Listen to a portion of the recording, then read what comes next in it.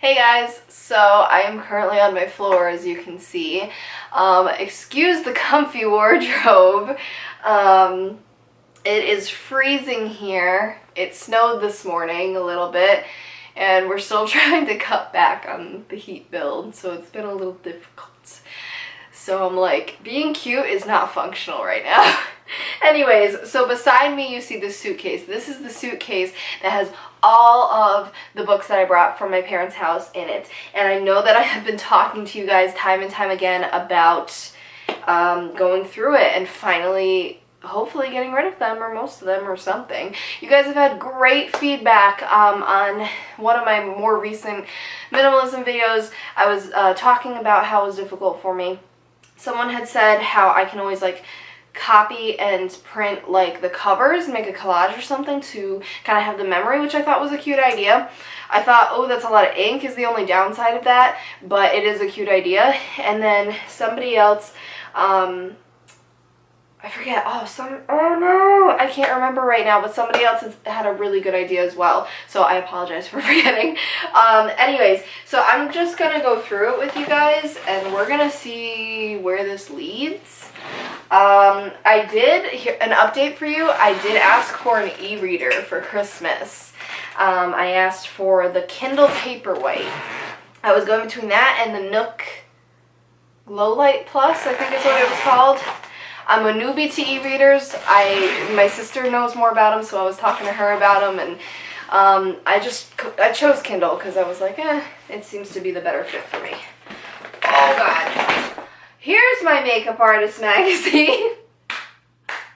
I got an issue of Makeup Artist magazine recently, and I was trying to find where the rest of them were so I could put it with them, because right now it's sitting on my printer. They're in here. I know you guys can see them. See how I like the pretty makeup right here? I literally put all of my Makeup Artist magazine in here. I mean, it makes sense because it's like books. Alright, let's attack.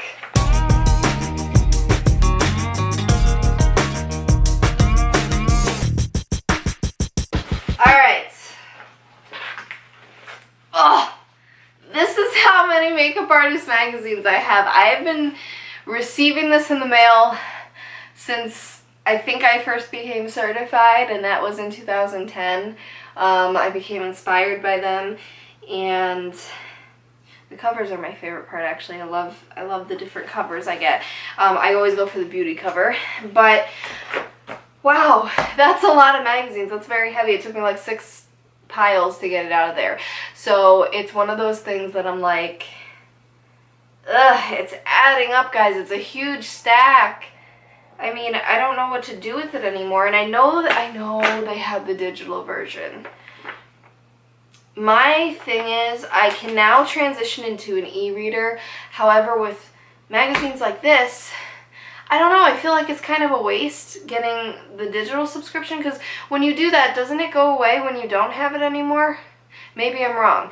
But even if it doesn't, I don't know, there's something about a magazine like this that just inspires you when it's physical. Like, I don't know, is that weird? I feel weird paying for a digital one that it almost just looks like pretty pictures on a tablet, like online, that I could find. I know it's not, but this is my reasoning that goes on in my head. So, yeah, so the Makeup Artist magazine is something I'm still going to struggle with because I'm unsure what to do with it right now.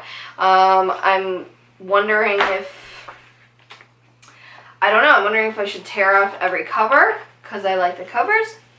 Maybe keep the 20th anniversary issue because that was cool. And then this issue that I got from iMats. Like, I don't know.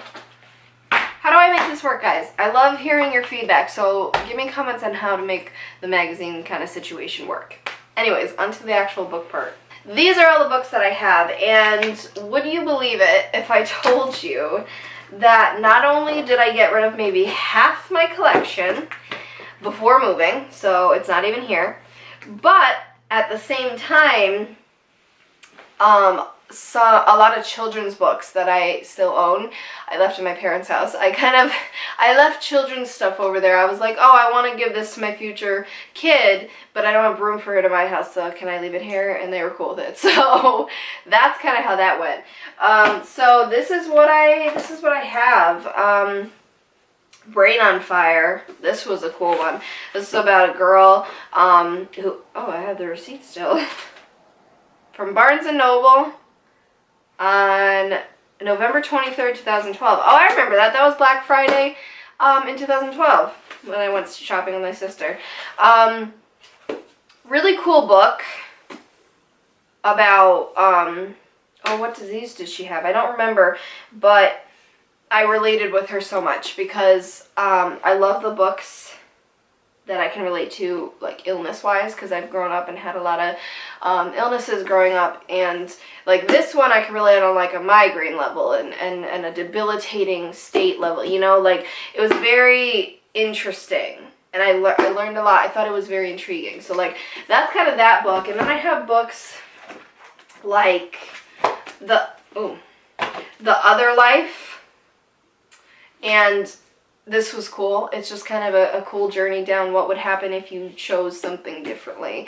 And I think this is one of those kind of books that everyone can relate with at one point in their life. And I actually, if I'm not mistaken, I think when I actually read this, because I've owned it for a while, I do this thing where I own books for a while before actually reading them. That's why a library is a bad idea for me, because then you have to read it within 30 days, and just too much happens for me. My life just seems to happen, so I can't commit.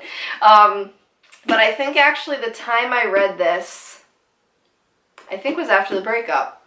And I think it was just one of those that it was like, I don't know, I felt it, you know, and it's books are very interesting because you connect with them, sometimes even more than a TV show, because you make up the images in your mind, and I love it. So I hated reading when I was younger, and then I kind of just got into the swing of things when I found genres and stuff that I liked growing up. I don't know why this became kind of a let me tell you my story, my life story video, but anyways, see, I have a SpongeBob book, okay?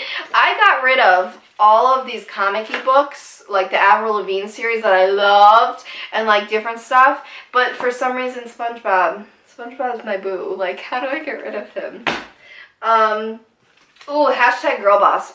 Gotta tell you, this is one that I may keep around because I may reread this. I am not a book rereader at all, by any means. I'm rarely a movie rewatcher. Woo! I may keep this around because this one is just inspiring on a business level, and I find that lately I'm needing that again. And yeah, so I may keep this one around because I feel like it's more productive because it inspires me to work more on my business versus, like, yeah, those stories that you can relate to are great, but and they're, you know, they're useful on a personal level, but I feel like this is more fundamental. So the makeup books, all the makeup books I have, I really want to keep. And it's not, see, this is hard. It's really hard, guys. I have, like, all the classics, okay? I have Making Faces. I have Face Forward. Oh, Mally's book. Girl, this one I'm keeping. I can't get rid of this one either. This one, again, she spoke to me on a personal and a business inspirational level. Like, I love Mally. Mally has been one of my biggest inspirations for makeup artistry. She's, like, my idol. Like, if I ever met her one day, I would die. So, that's my story there. Oh, a Carmody. I loved her on, What Not to Wear. So I have a couple of hers. Oh, Bobbi Brown. Gotta keep that. That's a classic. So, like, most of the makeup books I probably just keep just because it's my profession. I feel like that's why I can justify it, because I will go back to those. Like, I will reference those. I've referenced them multiple times. It's not really, those aren't books like that you read cover to cover. They're books that you kind of go back to every now and then. So I'm like, I have the hard copy and I know I'm trying to reduce, but I'm trying to tell myself I'm trying to reduce, but I also am never going to be one of those minimalists who's like, I'm going to own 100 items period or 50 items period. You know, it's all about kind of doing what works for you. If I Stay and Where She Went.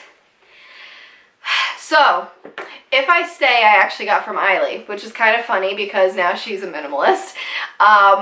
But she sent this to me even before she was on this minimalistic journey, and she just likes the whole sharing the wealth of books thing, and that really intrigued me, and I actually might start doing the same. Instead of maybe donating all these, I might like mail them to people because I don't know, or give them away to like friends of mine who I know will appreciate them.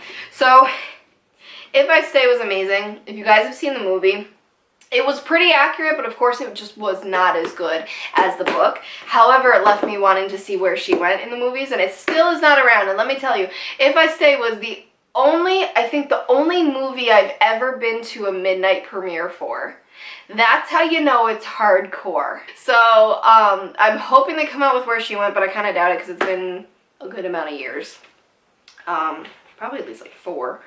So, but these, again, same kind of storyline that like what would happen if you changed something. I don't know. I guess I'm looking to change stuff in my life, guys. So, this I struggle with. This was a gift from an ex-boyfriend, and I just loved the whole Love Gives Me Hope website. This was back in high school. I was addicted to it. And so they came out with a book, you know, smart marketing, and they have, how many? 127 stories. Cute. I'm never going to reference it again, I feel like, so I would get rid of it, except he personalized the cover. So I need your guys' advice. I mean, do I do the tacky thing and white it out and then donate it? What do I do? Because I don't want to donate it like that. That's kind of weird. But I know I don't want it anymore, so advice. Ooh, now we have some other... Okay, so Think and Grow Rich is another really, really good business book that I'm going to keep around. Ooh. Okay, The Monster Inside. So as you see by the bookmark here, I still never finished this. So I'm thinking, you know what, screw it, because I don't remember the beginning. I'm taking it out of page 300. I am going to read this cover to cover. And this is one that I want to keep. This is about a girl who had chronic fatigue syndrome. I actually found out about this from somebody I knew who had chronic fatigue syndrome the year after I did. And in middle school. I have a whole blog post about it I can link below. It's something that is very personal and something I overcame happily. Very happy that I overcame it in 4 months. But it was something that really impacted me at the time. This is like one of those self-published books, you can tell just by like the cover and everything. And it's kind of like my children's books.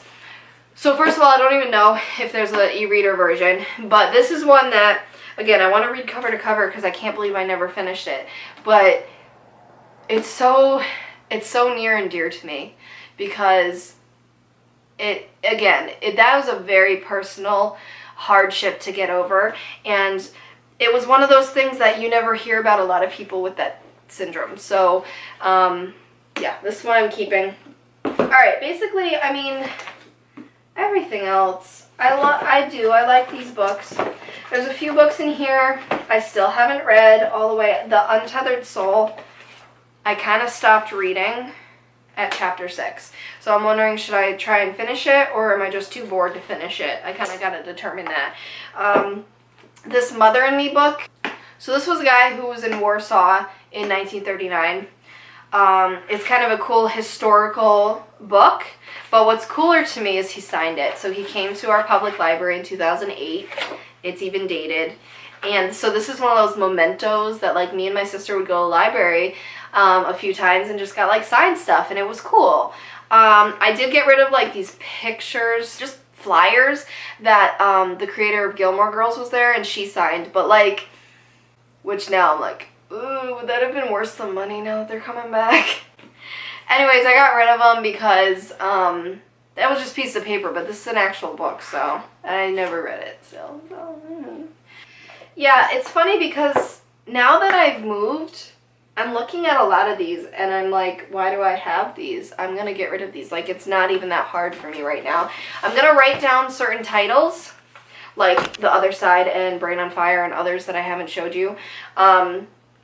Just in case I do want to get them again on my e-reader, but I'm like, okay, I'm feeling comfortable. Like this, Yearbook 2002. Yes, this was a significant year, 2001 in the United States when the towers went down, but it's like, I'm not going to look at this. And then like the world records 2016, no. 2006. I was addicted to these books when I was little. Not so much anymore. So anyways, I'm going to continue on my journey of getting rid of these books. I will come back and show you kind of what I got rid of and what I'm keeping. But I'm just going to kind of finish this since my camera's probably about to die. So, yeah. So here is a look at all of the books that I am getting rid of. The hardest for me to let go were probably If I Stay and Where She Went, just because those were like some of my all-time favorites in the last few years. But I did write down plenty of these titles, like Brain on Fire, Elsewhere, Dreamland, Going for the Record, If I Stay, Where She Went, and a couple others. And so now I have them to reference so I don't forget. But these are what I'm getting rid of. This is 21 books. And then over here, I have what I'm keeping. So this is all my makeup books. I may get rid of a couple of them, like Make Up Your Life and maybe the Carmody ones. And maybe this one eventually, but I'm not sure about that right now. And then over here, this is the little pile that I'm keeping, guys, like of not makeup books. So these two I am in the middle of. I haven't finished them and I want to keep reading to see if I want to finish them. So like this one, I was reading the page that I left off on and I'm like, oh my god, like I need that right now. So there's that. This one, I gotta say I was really excited for, but I actually think I started getting bored by it and that's why I think I didn't finish. So we'll see. And then I'll probably get rid of them when I'm done. And then these are the ones I'm keeping as long as I can think of right now. So I just can't let them go. What's funny is all these, this is 18 books. I'm getting rid of 21. So I only got rid of about half again, a little over half. But it looks like, I don't know, it looks like I got rid of more. Maybe because of how it stacks. But I am pretty proud of myself. So it is getting extremely gloomy. It's still snowy. I don't know what it is today. But that is my progress for today. I hope you guys enjoyed. Again, sorry for like being slobby, but I mean, you guys want to see these minimalism videos, right? Give it a thumbs up if you enjoyed and you want to continue to see some more. Yeah, this really motivated me to keep going because I've been kind of in a stupor. Haven't really been doing much. So I'm excited. I can give my parents' suitcase back so that I can get out of here. And the amount of books I do have, I am still thinking of getting like a low bookcase and putting it here because when I have clients over too, it will work as like a table. You know what I'm saying? So it's a functional table because it's like it can store stuff underneath too. So eventually I'm going to get that. So I don't know where I put these books right now, to be honest, but at least the suitcase will be gone and at least I got rid of over half of them again and I'm pretty proud of myself. So hope you guys enjoyed this video and I'll see you in my next one. Bye.